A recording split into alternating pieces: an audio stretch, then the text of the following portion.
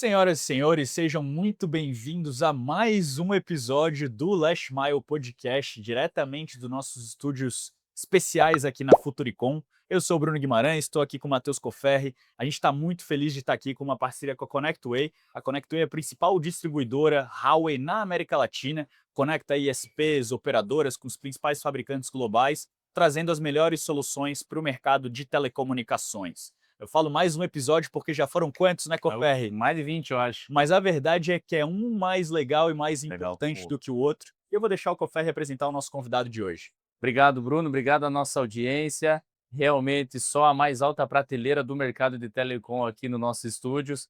O convidado agora aqui, eu acho que não é nem mais alta prateleira, acho que ele já é lenda, ele já tem uma estátua verdade, aqui, por aqui na Futuricom, na Abrint. Ele é lendário, né? A gente está muito feliz de conseguir um horário com ele, ele aceitou de coração bater esse papo com a gente. Estou aqui com o Alexandre, mais conhecido como Batata, que é o CEO da TIP. Obrigado, Alexandre Obrigado você. Batata, por aceitar o nosso convite aqui. Obrigado vocês, já começa a me deixar vermelho, né, de vergonha, né, para falar tudo isso, mas tá tudo bem, né, tudo jóia, vamos lá. Merece, que isso, cara. Bom, eu acho que no nosso setor aqui, a nossa audiência majoritariamente é telecom, não deve ter ninguém que não conheça a TIP, só se morar dentro de uma caverna.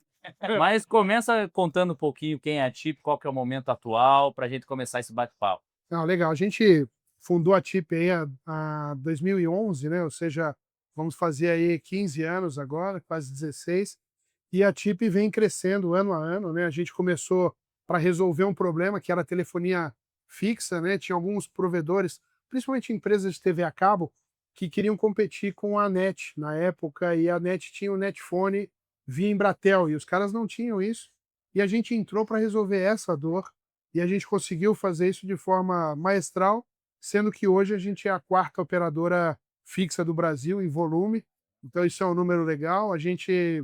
Nós conseguimos fazer isso graças aos ISPs, aos nossos parceiros. A gente começou, obviamente, foi um trabalho de formiguinha, um a um ali, começamos no Rio Grande do Sul e fomos crescendo. E hoje temos a maior rede também, capilaridade no Brasil, em termos de interconexões hoje. Nós somos a maior empresa de interconexões junto à Oi, as operadoras, nós conseguimos crescer bastante. Então isso foi um divisor de águas. E eu venho do Bell Labs, eu trabalhei no Bell Labs nos Estados Unidos durante 10 anos. E o que é o Bell Labs, né? O Bell Labs ele é um laboratório de pesquisa criado dentro da AT&T, que era no início dos Estados Unidos quase que o monopólio de telecomunicações americanos. O Bell Labs ele criou as maiores inovações do mercado de telecomunicações, não só de telecomunicações, mas de eletrônica de uma forma geral. Para poucos que sabem, lá dentro foi criada a válvula, lá dentro foi criado o transistor, lá dentro foi criado o Linux ou Unix. Então, tudo isso nasceu dentro do Bell Labs. E qual era a intenção da AT&T, né? Ela criou o Bell Labs para ser o centro de inovação dela.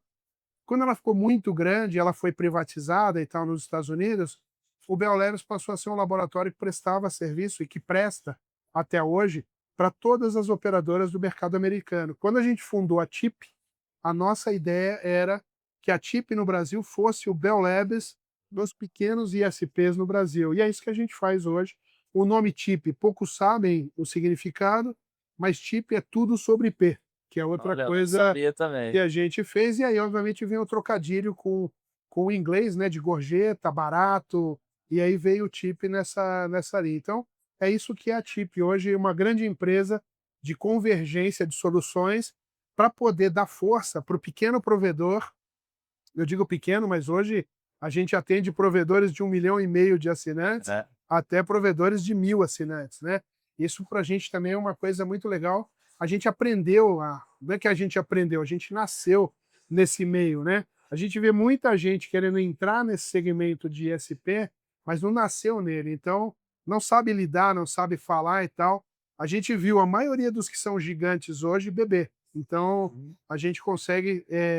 Eu vi você crescer e nós crescemos juntos, então isso é um orgulho, isso é muito legal, né?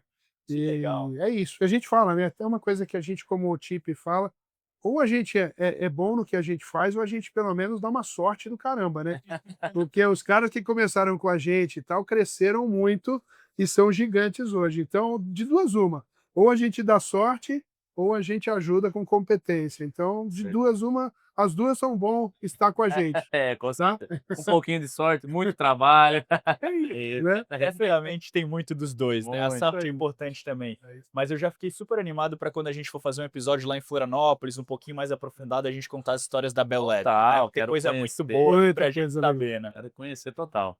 Bom, Batata, mas eu acho que muito nessa linha de ser uma veia indutora do desenvolvimento, do crescimento do mercado e estar apoiando os ISPs que já foram pequeninos e que hoje são gigantes no mercado brasileiro, vem talvez essa veia de inovação, de estar na vanguarda e muito de se reinventar, que certamente vocês têm hoje na TI.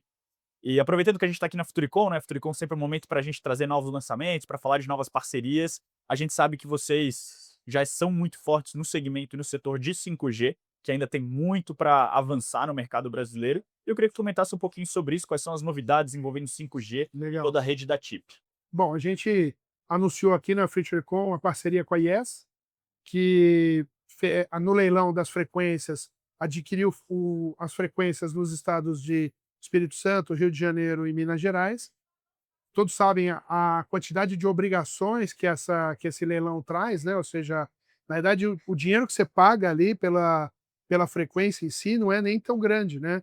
O maior problema são as obrigações, né? E por essas obrigações, ninguém vai fazer isso sozinho. É financeiramente e humanamente impossível você pensar em cumprir esse cronograma até 2030 sozinho, né?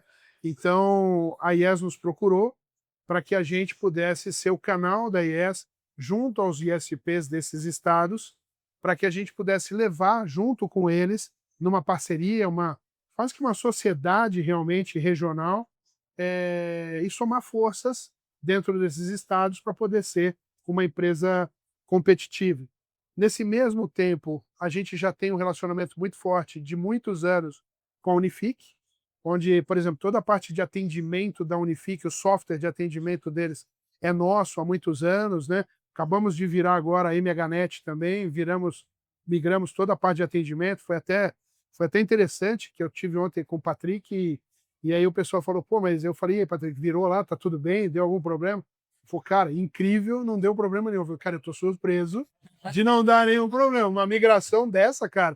Eu falei, checa lá com o seu cara se não deu nenhuma tal. E aí, ontem ele me chamou para fazer uma palestra com ele na Hall, aí eu fui, e aí ele me chamou de novo e falou, cara, olha o feedback do meu head aqui, o cara falou que realmente não teve nenhum problema, mas foi bem legal. Mas, enfim, a Unifique também nos procurou para que a gente fizesse a mesma coisa que a gente está fazendo com a IES no Rio Grande do Sul e em Santa Catarina. Então, com isso, nós temos hoje 5 estados onde nós vamos estar levando a possibilidade do pequeno provedor entrar no mercado de 5G.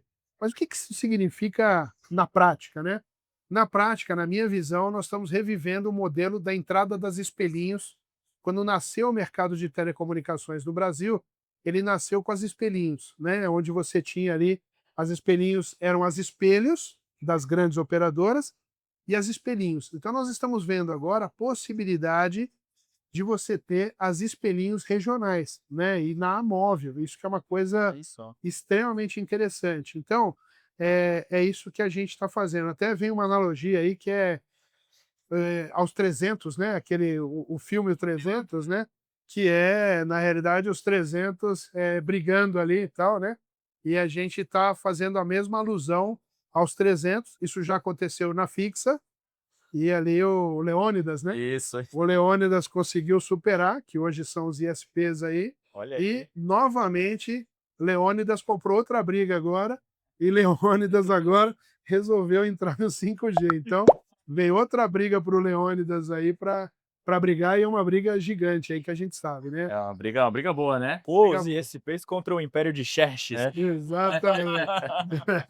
Muito legal. E o Batata, ainda mantendo aqui o assunto sobre imóvel, né? A gente escuta muito, eu principalmente, falo com muitos donos e provedores, e é um copo meio cheio, meio vazio o assunto de MVNO, né? O pessoal fala uns que amam, pô, dá dinheiro, eu aumento meu ticket médio, eu fidelizo, eu tenho sucesso, e tem uma galera que fala que não fecha a conta, que não dá, que não consegue vender, que não é para telecom. Você como o cara que criou esse ecossistema aí, conhece de ponta a ponta, qual que é a tua visão sobre quem vende muito bem e por quê? E principalmente, quem não vende, o que está fazendo de errado? Bom, vamos lá. Eu não sei se vocês estavam lá no evento do Armap, né? Sabe? Não. Sim. Vocês viram a palestra do Ricardo ali? Não, a última palestra foi do Ricardo Elez. Sim, Sim. sim. Eu acho que tem muito a ver isso aí. Quer dizer, os dois competidores estão no mesmo mercado, mercado brasileiro de telecomunicações. Os dois competidores estão trabalhando com o mesmo produto que a MVNO. Os dois estão trabalhando provavelmente com as mesmas redes e ofertas que tem no mercado. Um está dizendo que está ganhando dinheiro e que está super bem, e o outro está dizendo que não. Bom, onde é que está o problema nisso, né? Está no cara que está ganhando dinheiro ou está no cara que não conseguiu ainda performar por uma questão interna? Eu acho que assim, nós fazemos um trabalho muito forte de cliente oculto, né? Então, muitas vezes, quem fecha com a gente liga na operação do cara e quer comprar, né? Se passa por um cliente dele para comprar os produtos. E uma das coisas que a gente se surpreende muitas vezes é que ele quer vender telefonia móvel, mas o site dele não faz referência, o pitch de vendas do vendedor dele não fala sobre isso, e muito provavelmente a equipe dele, claro que ela não está oferecendo o serviço, não foi treinada por isso. Então, eu vejo a visão essa, ou seja, você tem um cara que se preparou, está jogando e está ganhando dinheiro, e você tem um cara que prefere reclamar a poder fazer e ganhar dinheiro. Então, acho que é uma balança, e aí cada um tira a conclusão que queira dessa situação, mas o copo meio cheio, meio vazio, tá Vai aí dar para ótimo. todo mundo, né? Vai dar ótimo. Vai da ótica, tá? Exatamente. Então, a gente também percebe muito caso que o cara traz um MVNO e deixa lá, deixa na prateleira como se o cliente tivesse. O Rudy fala muito sobre isso, né? Eu vou passar na rua aqui, lembrei que meu provedor tem telefonia móvel, eu vou atrás. Não vai Não atrás. vai Não atrás. vai atrás. Não vai atrás. E Batata, e dos clientes que hoje vêm trabalhando com MVNO e que vêm tendo sucesso, além, obviamente, de todo o treinamento, da oferta, do time de vendas, mas quais são as boas práticas, quais são os principais resultados que eles estão trazendo para dentro do provedor? E aí agora pensando assim, como fazer de fato o MVNO dar certo, né? Óbvio que não é uma receita de bolo, mas de maneira Não, geral. sim, não existe uma receita, não existe uma varinha mágica, não existe nada disso. Então, primeiro é trabalho, trabalho e sempre trabalho, como disse o Ricardo lá, gente, gente, gente, né? Até complementando, o Ricardo falou do 3G, né? Que era gente, gente, gente. Eu até brinquei com ele depois, eu falei, Ricardo, só complementando, hoje em dia é 5G, né? Então, vamos trabalhar em gente, gente, gente, gente, gente. É o 5G, só mais duas gentes aí que. Mas é a mesma coisa. Então, assim, o segredo disso, e nós temos feito muito isso, nós começamos a fazer um trabalho de ir até os ISPs, ir mesmo nos estados, ir visitar o pessoal, nós ajudarmos no treinamento da força de vendas, comissionamento, a gente acaba fazendo um incentivo para o vendedor que mais vender MVNO do nosso cliente, não é o nosso, então isso é um grande diferencial, né? Isso são coisas que a gente tem feito que tem dado um resultado extremamente positivo com a gente, né? E nós temos uma história que é interessante, a TIP já tem tamanho para ser uma autorizada, e nós não fomos, né. Mas por quê? Qual é a bom, primeiro eu não gosto de fazer nada sozinho, tá. Isso é uma coisa minha, uma característica minha, quem me conhece sabe, e eu comecei esse projeto junto com a Americanet, lá atrás, de oferecer isso para os provedores. Na época a gente começou o projeto, foi bem legal, aí a Americanet passou pela fusão com a Vero, eles mudaram um pouco o foco deles e acabou que nós, também mudamos o nosso foco. Na época, teve uma questão, nós queríamos e eu nunca peço exclusividade para ninguém no que a gente vai fazer, mas a gente pede, uma exclusividade de fato, ou seja, se eu estou levando resultado, não fica colocando um monte de concorrente junto comigo, porque vai ser ruim para todo mundo, né. E foi o que aconteceu, nós tínhamos um volume muito grande e acabamos migrando depois para Surf, né? E hoje nós temos acordo com a Vero, temos acordo com a Surf, temos acordo com a Telecal e temos acordo com a Unifique e temos acordo com a IES, né? Ou seja, nós temos acordo com todas elas no mercado. E isso hoje nos dá uma coisa, e eu tenho um volume muito grande hoje, então quando eu entro para conversar com uma empresa, com a Vero, com qualquer outra dessa, a gente não fala mais de sair de um preço lá em cima, eu já entro num preço lá embaixo na ORPA, que é o que faz sentido para mim. Se eu for seguir a ORPA, que é a oferta pública, eu tenho que começar lá em cima. Então, assim, para eu galgar daqui de cima até aqui embaixo, eu vou queimar muito caixa. Então, não faz sentido isso para mim, né? Então, isso foi o que a gente escolheu manter a estratégia de ser não uma autorizada, mas uma concessão aí da indústria. Então, é isso que a gente acabou Legal, fazendo, perfeito. tá? Muito legal. Ainda mantendo, antes da gente ir para a novidade aí do data center e tudo mais, eu quero entender um pouquinho da tua visão, Batata, sobre a mais nova atualização do PGMC, né? Ela não foi muito bem, não digo aceita, mas digerida, né? O pessoal esperava um outro resultado, talvez. Qual que é a tua visão sobre isso? Impactou, vai impactar o mercado móvel? Ainda assim, é otimista para o futuro? Qual que é a visão tua aí? Eu acho que vai dificultar a entrada de novos players no mercado. Quem está, os contratos têm que ser respeitados, então, portanto, eu acho que até as renovações isso está tranquilo. E na renovação, hoje em dia, tem oferta aí das 3 grandes MNOs, tem agora essa possibilidade das espelhos, né, vamos dizer assim, da móvel aí, e que eu acho que isso vai acabar gerando uma certa competição. Então, o Brasil sempre a gente vê o lado cheio, copo vazio em tudo no Brasil, e eu acho que a gente está vivendo esse momento também, mesmo nesse caso, né? Ou seja, no fim das contas, tudo se ajeita e tudo se adapta no Brasil, né? E como Darwin dizia, né, quem sobrevive não é o mais forte e nem o mais rápido, mas sim aquele que melhor se adapta, né? Então, o Brasil é um país de adaptação. Então, nós vamos ver uma acomodação no mercado que mesmo com o livre comércio, isso vai acontecer e a coisa vai fluir. Então, apesar do PGMC, isso vai continuar crescendo, tá? Ok, Batata, e Totalmente. só rapidamente ainda sobre esse tema, mas olhando para uma perspectiva de futuro aqui no mercado brasileiro, vamos lá, 5, 10 anos, uma janela temporal aí de médio e longo prazo, como que tu acredita que a gente vai ver os percentuais de competição na móvel? Será que a gente vai sair desses 98, 97% na mão das grandes teles? Dá para ir até onde? Qual que é a tua expectativa? Eu sou otimista, eu sou do time do Leônidas, né? Então, assim, eu acho que a gente consegue fazer o que foi feito no mercado telefonia fixa, de banda larga fixa no Brasil. Eu acho que dá para chegar nisso. Claro que nesse setor a defesa ela é maior, porque hoje nesse outro mercado, vamos dizer assim, todo mundo meio que deixou acontecer isso. Nesse mercado vai acontecer vamos dizer assim, uma guerrilha praticamente nesse mercado móvel no Brasil. E, obviamente, eu acho que tem que se respeitar para que isso também não se canibalize, não vire algo ruim para o mercado. Mas, de novo, eu acho que o Brasil ele se adapta, assim como se adaptou na questão da. E está se ajeitando ainda. Esse mercado de banda larga fixa ainda não está 100%. A gente está vendo, obviamente, que a gente atingiu quase que o patamar máximo de crescimento desse segmento, mas ainda tem um pouco para se crescer.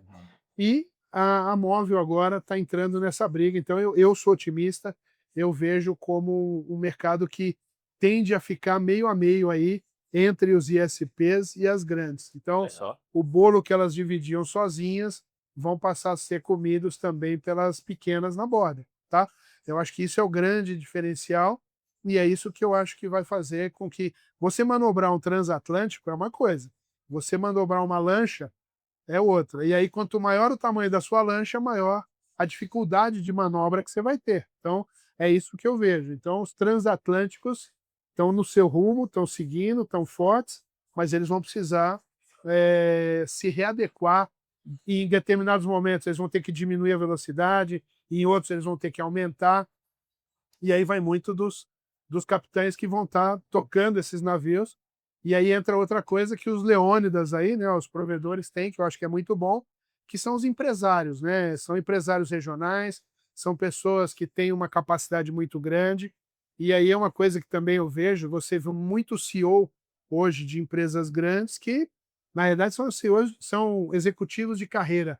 Enquanto nos ISP você vê muito empresários que chegaram lá Ah, como empresários, né? Obviamente, você tem um preparo muito maior nos executivos, às vezes um preparo menor no empresário, mas o empresário ele acaba sendo mais arrojado, ele acaba sendo ele acaba aceitando arriscar mais do que um transatlântico e de um executivo. O executivo, ele tem que perguntar sempre o que ele vai falar para o board dele, e o cara aqui não tem que falar nada para o É board ele dele. com ele. O máximo que ele faz é responder para a mulher nas É. besteiras que ele faz, e aí ele se explica com ela e tá tudo Pô, certo, em casa entendeu? é o É o board dele, entendeu? Isso faz muita diferença, porque o executivo também, ele não tem um incentivo para tomar risco. Se tomar uma decisão errada, ele pode ir para a próxima empresa, mas o Isso, empresário, que exato. está ali É com o isso. dele na reta, as decisões são um pouco E diferentes. essas decisões, elas são em tudo numa empresa, É. tá? Eu criei uma empresa que se tornou uma empresa grande aqui no Brasil, e na época que a gente trouxe o Skype para o Brasil e tal,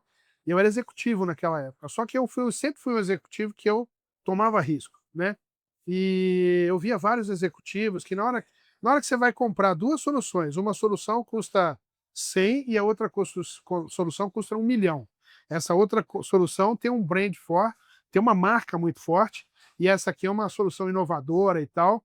Pô, se você é um executivo de uma grande empresa e você erra com uma marca forte, eu errei, mas, pô, os caras lá também, eu vou te É. falar. Agora, se você é um executivo de uma empresa e erra com uma marca pequena, você perdeu seu emprego, você Exato. perdeu sua carreira e tal. Então, o arriscar é dentro disso. E o provedor não tem esse coisa. Então, ele é capaz, ele aceita fazer isso, né? E eu coloco muito dentro da TIP, dentro dos meus negócios, uma coisa que dinheiro demais em excesso, ele acaba matando a criatividade e a genialidade. Então, quando você tem dinheiro sobrando, ninguém para pensar no óbvio, né? Porque vamos usar o dinheiro está na mesa, está fácil, então muitas vezes a genialidade vem da escassez. Então isso as grandes não têm e os pequenos têm. Então acho que essas são as grandes diferenças que fazem que fizeram com que os pequenos chegassem até agora, e tenho certeza que isso vai acontecer também na Móvel, tá? Espera aí que eu tô anotando essa frase aqui. Mas se não fosse isso, não teriam startups no mercado crescendo, fazendo o que fazem. Exatamente, é Mas isso eu aí. achei legal e a gente vai ficar curioso para ver esses próximos capítulos da Batalha Naval de Provedores aí, né? Total, total. Ô, Batata, eu queria só fazer uma última pergunta. Infelizmente, o nosso tempo está acabando aqui, mas felizmente a gente vai ter 2 horas com ele em Floripa, então vai. fica aí de aperitivo. Você comentou com a gente também sobre a entrada da TIP, né, na verdade, numa nova empresa que é a Tropical em data centers. Isso. Eu queria ouvir um pouquinho de ti, como tá isso, qual vai ser o lançamento, a novidade, conta um pouquinho pra gente. Bom, vamos lá, até para entender, né? A TIP hoje pertence a um grupo chamado Wave. Esse grupo ele tem hoje 30 empresas dentro do nosso hub, né? A gente atua principalmente no mercado de ISP, mas a gente atua em outros segmentos. A gente tem softwares para concessionárias e fabricantes de veículo. Então, hoje eu estou presente em algumas das principais marcas de veículos do Brasil.